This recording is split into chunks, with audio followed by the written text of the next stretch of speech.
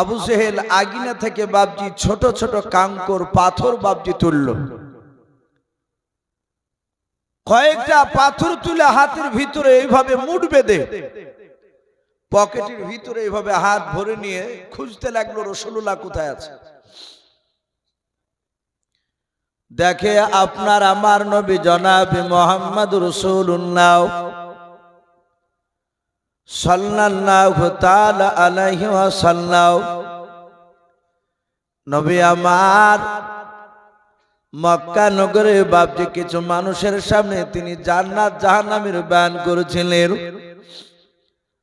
আল্লাহ রাসূলের নবুয়ত সম্পর্কে তিনি আলোচনা করেছিলেন। ওই সময় বেঈমান আবু জেহেল বিশ্ব নবীর কাছে গিয়ে বলেছিল, ওগো ভাতিজা,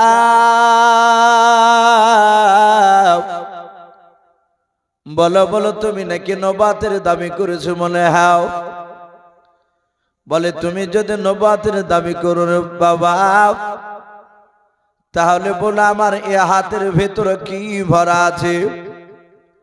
আল্লাহ দরদি নবী জনাবে মুহাম্মদ রাসূলুল্লাহ সাল্লাল্লাহু তাআলা আলাইহি ওয়াসাল্লাম দরদি নবী বলেন, চাচা আমার জবান দিয়ে বের করে নেবেন না, আপনার হাতে যা আছে তার কাছ থেকে আপনি সাক্ষী নেবেন বলেন। আবু জেহেল বলল, তোমার জবান থেকে না হয়ে যদি আমার হাতের ভিতরে যা আছে এতে যদি তোমাকে নবী বলে মেনে নেয়, তাহলে জানবো তুমি সত্যিকারের নবী। অনেকগুলো মানুষ ছিল, তার মধ্যে থেকে রে বাবা আল্লাহর নবী বলেন, এই পাথর আমি নবী না রাসূল সেটা তুমি সাক্ষী দাও। আবু জেহেল মোট বেঁধেছিল এভাবে রে বাবা, আর হাতের ভিতর থেকে বাপজি পড়তে লাগলো কালেমা লা ইলাহা। ভাই আপনার একটু গভীর রাত্রির পড়ুন, লা ইলাহা ইল্লাল্লাহ, লা ইলাহা ইল্লাল্লাহ, লা ইলাহা লা ইলাহা ইল্লাল্লাহু মুহাম্মাদুর রাসূলুল্লাহ। বলুন সাল্লাল্লাহু তাআলা আলাইহি ওয়াসাল্লাম। আবু জেহেল অবাক হয়ে গেল, সর্বনাশ, এই পাথরও সাক্ষী দেয়। আবু জেহেল বিশ্ব নবীর উপর কলেমা পড়ল না, সে চলে গেল। চলে যাওয়ার পরে উদবা, সাইবা, আবু সুফিয়ান, আবু লাহাব আর এই কুখ্যাত বেঈমান আবু জেহেল, এরা 5 লিডার একত্রিত হলো। কিতাবে লিখেছে যে আবু লাহাব যে লোকটা, এরা রাত্রিবেলা মিটিং করছিল। এই আবু লাহাব এ আমার বিশ্ব রাসূলুল্লাহর বাপজি আপন চাচা, সবচেয়ে বাপজি বড় ক্ষতি করে ফেলে। ঘরের মানুষ যদি বাপজি দুশমনি করে, বাহিরকার লোকের সাথে বাড়ির একটা লোক গোপনে যাতায়াত করে, তাহলে বাপজি সে লোকটাকে ক্ষতি করতে খুব সহজে তার সুবিধা হবে তাকে নষ্ট করতে। আর বাড়ির যদি দুশমন না থাকে, বাহির থেকে লোক এসেও তো তাড়াতাড়ি নষ্ট করতে পারবে না, ক্ষতি করতে পারবে না। নবীজির আব্বারা টোটাল ভাই ছিল বাপজি 10টা। এই নবীজির আপন চাচা 10টাই কি রাসূলুল্লাহকে মানত ভাই? কথা বলে, সবাই মানেনি। নবীর কিছু চাচা আপন ইমানদার ছিল, নবীর জন্য জান দিতে তারা তৈরি থাকতো। নবীর আপন চাচা কয়েকটা, আর কয়েকটা চাচা রাসূলুল্লাহর বাপজি দুশমন ছিল। কিন্তু যারা দুশমন ছিল কয়েকটা চাচা, তার মধ্যে থেকে আবার একটা আবু লাহাব আলাদা ছিল। এই বেঈমান আবুল আহাব সে প্রকাশ্য নবী দুশ্মনী করত, নবীর ওপর ঈমান তো আনেইনি। আর নবীজের আরেকটা চাচা আবু তালিব বলে নাম ছিল। এই আবু তালিব আমরা জানি রাসূলুল্লাহর আপন চাচা। এই আবু তালিবও জাহান্নামী, সেও নবীকে মানেনি। কিন্তু নবীজির বাপজি সে বিরোধিতা করেনি। আল্লাহ রসুলকে বাপজি খুবই ভালোবাসতেন,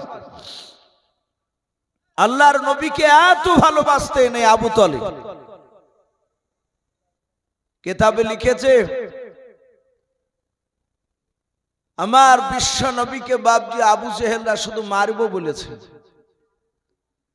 এই কথাটা আবু তালিব শুনে আর সহ্য করতে পারেনি। হাদিসের কিতাবে পাওয়া যায় নবী আমার মক্কা নগরে কলেমার দাওয়াত দিছিলেন, আর আবু জেহেল উতবা সাইবারা এরা গিয়ে রাসূলুল্লাহকে বাপজি বাধা দিল। বলে এই ভাতিজা, আগামী কাল থেকে আর যেন আমাদের বাপ দাদা ধর্মের বিরুদ্ধে কথা বলবি না। আমার বিশ্ব রসুলকে বাপজি বারণ করলো। এমনকি আবু জেহেল গলায় ধাক্কা দিয়ে রাসূলুল্লাহকে মাটিতে ফেলে দিলেন। নবীজি বাপজি পড়ে গেলেন, আর রাসূলুল্লাহর কপালে বাপজি পাথরের আঘাত লেগে রাসূলুল্লাহর কপালটা ফেটে গেল। নবী বাড়ি চলে গেলেন। আর ওই সময় বেঈমান আবু জেহেলদের কাছে বাপজি রাসূলুল্লাহর সে আপন চাচা আবু তালিব হাজির। আবু জেহেল যেমন নেতা ছিল, আবু তালিবও বাপজি কুরাইশ বংশের বড় একজন নেতা। আবু জেহেল বিশ্ব রসুলের আপন চাচা আবু তালিবকে ডেকে বলল, ভাই আবু তালিব,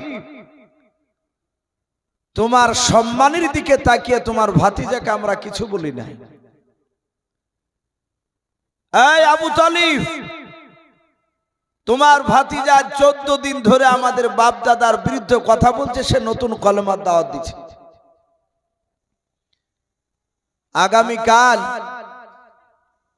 যদি তোমার ভাতিজা কলেমার দাওয়াত দেয় তাহলে আমরা মারতে বাধ্য হব। যাহাতে মারবো বলল, আর আবু তালিবের দুই চোখে বাপজি পানি চলে আসলো। রাসূলের উপর ঈমান আনেনি, কিন্তু নবীকে খুব ভালোবাসত। আবু জেহেল বলল, আজকে রাত্রিবেলা তোমার ভাতিজাকে বারণ করব, আশা করি তোমার বারণকে সে শুনবে। আবু তালিব বলেছিল, ওরে আমার বন্ধুরাও, মুহাম্মদ সাল্লাল্লাহু আলাইহি ওয়াসাল্লাম আমার কাছে 8 বছর থেকে 25 বছর পর্যন্ত একই সঙ্গে খাবার খেতাম। আল্লাহ রসুলকে আমি রাত্রিবেলায় বারণ করে দিব। আল্লাহর নবী জনাবে মুহাম্মদ রাসূলুল্লাহ সাল্লাল্লাহু তাআলা আলাইহি ওয়াসাল্লাম, দরুদ নবী আমার সারাদিন কলমার দাওয়াত দিয়ে বাড়িতে বাপজি এসেছেন। এদিকে আবু তালিব বেঈমান তার বিবিকে ডেকে বলেছিল, বিবি রে, একটা বাসনে যেন দুজনের খাবার যেন সাজানো থাকে। অনেকদিন ধরে আমার ভাতিজাকে নিয়ে একসঙ্গে খাবার খাই নাই। আল্লাহর নবী জনাবে মুহাম্মদ রাসূলুল্লাহ সাল্লাল্লাহু তাআলা আলাইহি ওয়াসাল্লামকে ডাকলেন। নবী আমার বসে পড়লেন। আবু তালিব বলল, ভাতিজা, খাবারটা তুমি খেয়ে নাও রে বাবা। আল্লাহর নবী যে এইভাবে হাত জোড় করে বলেছিলেন, চাচা আপনি তো ভালোই জানেন, আপনি আর আমি দুজনাই খাবার খেতে গেলে, ওগো চাচা, আপনি আগে খাবার না খেলে আমি খাবার খাই নাই, বলুন সুবহানাল্লাহ। যাহাতে আল্লাহ রসুল বাপজি এই কথাটা বাপজি বললেন। কাগজে কিছু লিখেছেন শেষের বেলা, আল্লাহর নবী জনাবে মুহাম্মদুর রাসূলুল্লাহ সাল্লাল্লাহু তাআলা আলাইহি ওয়াসাল্লাম ডাক দিয়ে বলেন, চাচা আপনি আগে খাবার না খেলে আমি তো খাবার খাবো না। আবু তালিব মনে মনে ভেবে চলো, আবু জেহেল যে আমার ভাতিজাকে মারবো বলেছে, আগামীকালকে কলেমার দাওয়াত যদি দিতে যাই, এই কথাটা যদি আমি খাবার খাওয়ার আগে যদি বলি ভাতিজাকে, আমার মনে হয় ভাতিজা আর খাবার খাবে নাও। আর ভাতিজাও খাবার না খেলে সারা রাত আমিও ঘুমাতে পারবো না। বলুন সুবহানাল্লাহ। আল্লাহর নবী জনাবে মুহাম্মদুর রাসূলুল্লাহ সাল্লাল্লাহু তাআলা আলাইহি ওয়াসাল্লাম নবীজি ডাক দিয়ে বললেন, ভাতিজা না চাচা আপনি আগে খাবার না খেলে আমি খাবার খাবো না। আবু তালিব ধৈর্যের বাঁধা ধরে রাখতে পারলেন না। দুই চোখের কোনা দিয়ে বাপজি ঝরঝর করে পানি ঝরতে লাগলো। আল্লাহর নবীকে মুখের সাথে বাপজি চেপে ধরে ডাক দিয়ে বলেন, আরে বাবা আমি আর না বলে থাকতে পারলাম না। আরে বাবা তুমি এত আমাকে ভালোবাসো। নবীজি ডাক দিয়ে বলেন, চাচা 6 মাস যখন মার পেটে ভরা ছিল, ওই সময় আমার আব্বা সিরিয়ায় ব্যবসা করতে গিয়ে আর ঘুরে আসে নাই। মার পেট থেকে যখন জন্ম নিলাম, 6 বছর যখন আমার বয়স হলো গো চাচা, আমি আমার জন্ম দক্ষিণ মাকে হারিয়ে দিয়েছি। ওগো আমার চাচা যখন আমার 8 বছর বয়স ছিল, ওই সময়তে আমার দাদা আব্দুল মুত্তালিবকে হারিয়েছি। 8 বছর থেকে নিয়ে আমার প্রায় 40 বছর পার হতে চলল। ওগো চাচা এতটা বছর আপনাকে গার্জেন বলে মানে, বলুন সুবহানাল্লাহ। চাচা গো নিজের আব্বার চেয়ে আপনাকে বেশি ভালোবাসি। আল্লাহ রাসূল ডাক দিয়ে বলেছিলেন, ভাতিজাও মক্কা নগরী কি তোমার সাথে আজকে দিনের বেলায় আবু জেহেল উতবা সাইবাদের সাথে দেখা হয়েছিল? নবীজি বললেন, চাচা আমি কলমার দাওয়াত দিয়েছিলাম, আমি তাদের বিরুদ্ধে কোনো কথা বলি নাই, আমি শুধু জান্নাত জাহান্নামের কথা বলছিলাম চাচা। আর ওই সময় আবু জেহেল উতবা সাইবারাও আবু সুফিয়ানরা ওরা এসে আমার গলায় ধাক্কা দিয়ে তারা আমাকে ফেলে দিল। ওগো চাচা দেখুন পড়ে গিয়ে আমার কপালটা একটু ফেটে গিয়েছে, রক্ত বেরিয়েছিল। ওগো চাচা আমি চরম কষ্ট পেয়েছিলাম। আল্লাহ রাসূলের চাচা আবু তালিব নবীকে বাবা বুকের সাথে জুড়ে ধরে বাপজি আবু তালিব নবীর খাম হওয়া জায়গাটায় কপালে বাপজি চুমা দিয়ে দিলেন। বিশ্ব নবীকে ডাক দিয়ে বলেছিলেন, ভাতিজা আগামীকাল থেকে জনের কলমার দাওয়াত দেবা নাও, আমাদের বাপ দাদা ধর্মের বিরুদ্ধে কথা বলবা নাও। আল্লাহ রাসূল বলেন, চাচা আর কিছু বলেছিল? বলে হ্যাঁ, তোমাকে এক এক করে 3টা পুরস্কার দিবে রে বাবা, যদি তুমি কলমার দাওয়াত দেওয়া বন্ধ করে দাও। প্রথম নাম্বার, তোমাকে আরবের মধ্যে সবচেয়ে উচ্চ সম্মানের অধিকারী করবে। 2 নাম্বার, 200টা তোমাকে উট দেওয়া হবে। 3 নাম্বার, গোটা মক্কা নগরের মধ্যে সবচেয়ে বড় খাজুরের বাগানটা তুমি যেটা চাইবা সেটাই মক্কার তরফ থেকে তোমাকে ফ্রিতে দান করা হবে। ভাতিজারে এই 3টা জিনিস পেয়ে গেলে আর তোমাকে মৃত্যু পর্যন্ত কাজ করা লাগবে না, বসে বসে তোমার দিন চলে যাবে। আল্লাহ রাসূল বলেন, চাচা মক্কার আবু জেহেলের লোকেরাও আর কোনো কিছু দিতে রাজি হয়েছে কি? বলে ভাতিজা এই 3টা জিনিস তোমাকে পুরস্কার দিব বলেছিল। আল্লাহ রাসূল বলেন, চাচা খোদার কসম করে বলি চাচা শুনে নাও, আপনাকে সাক্ষী রেখে আমি আপনার ভাতিজা কথা বলি, শুধু মক্কা 3টা পুরস্কার কেন, গোটা পৃথিবীর ধন সম্পদ যদি নিয়ে আমাকে দিয়ে দেয়।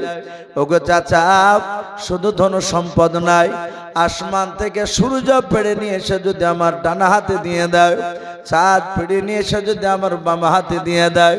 ওগো আল্লাহর নবীজির ডাক দিয়ে বলছেন, চাচা খোদার কসম কেন বলি, আমি সত্য কথা হক কথা বলা বন্ধ করব না। বলুন সুবহানাল্লাহ। আমি হক কথা বলবই। বলাই চাচাও আসমানের সূর্য চাঁদ নিয়ে এসে দিল, আমি কথা বলা বন্ধ করব না। আবু তালিবের চোখ দুটো বাপজি কুখের মতো লাল হয়ে গেল, যাকে বারণ করছে শুনবে না। আবু তালিব বলেছিল, এই ভাতিজা, আমিও লাত উজ্জার কসম করে বলছি। সেই সময় মক্কার লোকেরা, কাফেররা বাপজি লাত উজ্জাকে সবচেয়ে বড় দেবতা বলে মানত। তারপরে আর একটা দেবতা মানত বাপজি হাবুলকে।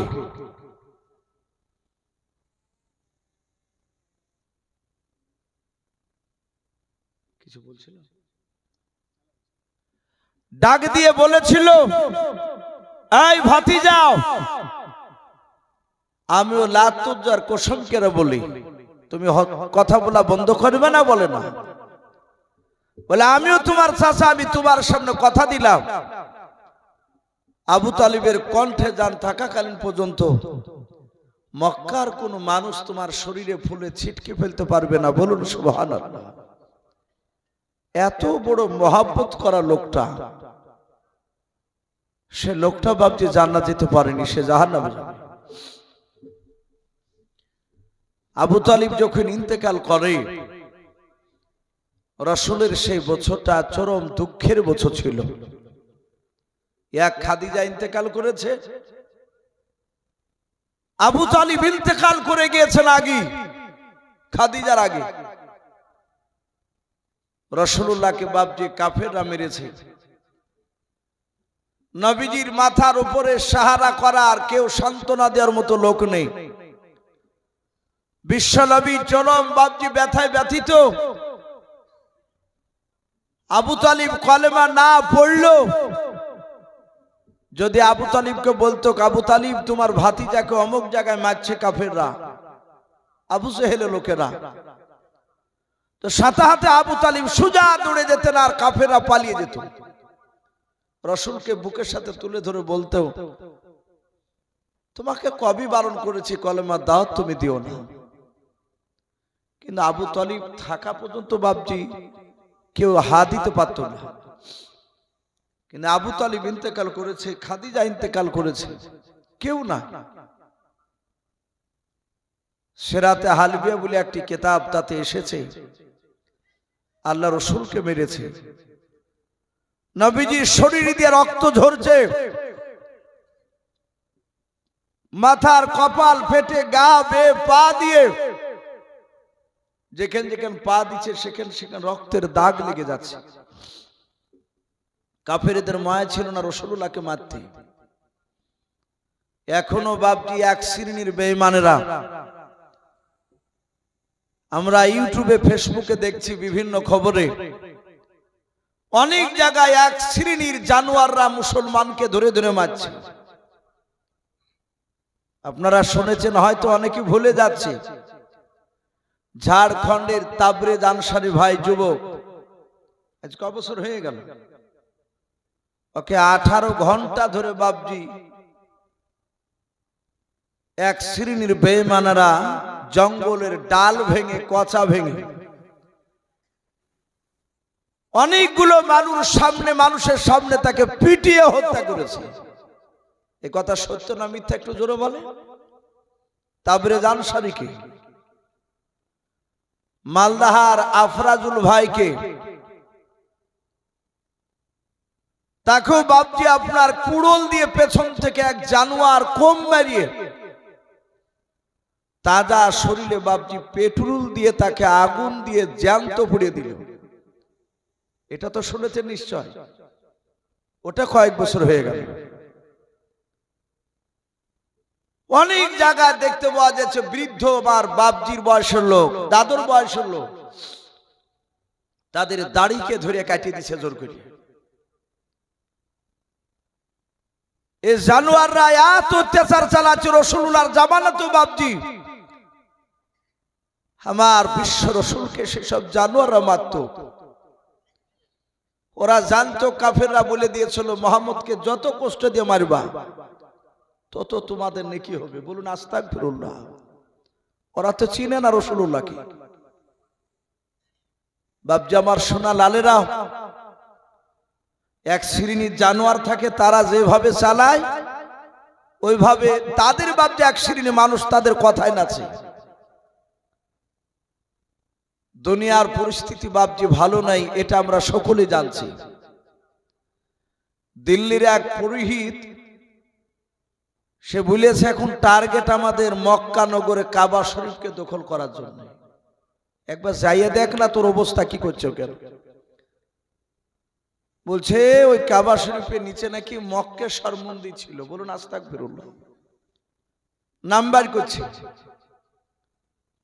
আজ বাপজি 6 ডিসেম্বর চলছে। জুম্মা পড়েছেন তো আপনারা? পড়েন নাই? ইমাম সাহেব বলেনি আজকের ব্যাপারে? আমার মনে হয় যে গোটা ভারতবর্ষের এমন কোন জুম্মায় মনে হয় যার বাকি নাই আজ যে আজকে বাবরি মসজিদের কথা আলোচনা করেনি। 1992 সালে ডিসেম্বরের এই 6 তারিখে আমাদের ঐতিহাসিক মসজিদকে বাবজি ধ্বংস করে দিয়েছে। আমরা আল্লাহর আদালতে বিচার দিয়েছি। বাবজি আমাদের পরিস্থিতি ভালো না, এগুলো সবাই জানতে পারছে। আমরা অনেক জায়গাতে সভাপতি সাহেব কাগজ লিখে দিয়েছে। এই কিছুদিন আগে ডমকলে একটা জায়গায় ছিলাম, খুতবা শুরু করেছি, কাগজ লিখে বলছেন হুজুর এসব বেলডাঙ্গাতে যে একটা ঘটনা ঘটলো এসব সম্বন্ধে কোনো কথা বলবেন না। আমি বললাম কেন ভাই, বলা যাবে না আমরা মার খাচ্ছি? তো বলছে না, অসুবিধা আছে। আমরা মার খাবো কিন্তু বলতে পাবো না। এমন জামানায় বাপজি আমরা পৌঁছে গিয়েছি। আমি বলছিলাম রাসূলুল্লাহকে সেই জামানাও মেরেছিল এক শ্রেণীর বেঈমানেরা, এখনো আছে সেই দল, তাদের উত্তরসূরি এখনো আছে। এখন আমার অনেক ইমানদার ভাইদেরকে কষ্ট দিচ্ছে। আমার রাসূলুল্লাহকে মেরেছে, নবীজির খাদিজা নাই। আমার বিশ্ব রাসূলকে মারতো, খাদিজা থাকতে খাদিজার কাছে যেতে। নবীজি বলতেন খাদিজা আমি তো কোনো অন্যায় করিনি, আমাকে দেখো আবু জেহেলের লোকেরা ধরে কি লুমালো, নোংরা দিয়েছে গায়ে, পাথর দিয়ে মেরেছে, জুতো দিয়ে মেরেছে। আল্লাহ রাসূলের অর্ধাঙ্গিনী বিবি খাদিজাতুল কুবরা সান্ত্বনা দিয়ে বলতেন ওগো আল্লাহ রাসূল, ওরা যদি চিনতক আপনি আখিরি জামানার রাসূল আপনাকে মারতক না। ওরা চিনে না আপনি রাসূল। আপনার পূর্বেকার নবী রাসূলদেরকে তার কওমরা ধরে ধরে মেরেছে। বলুন আলহামদুলিল্লাহ।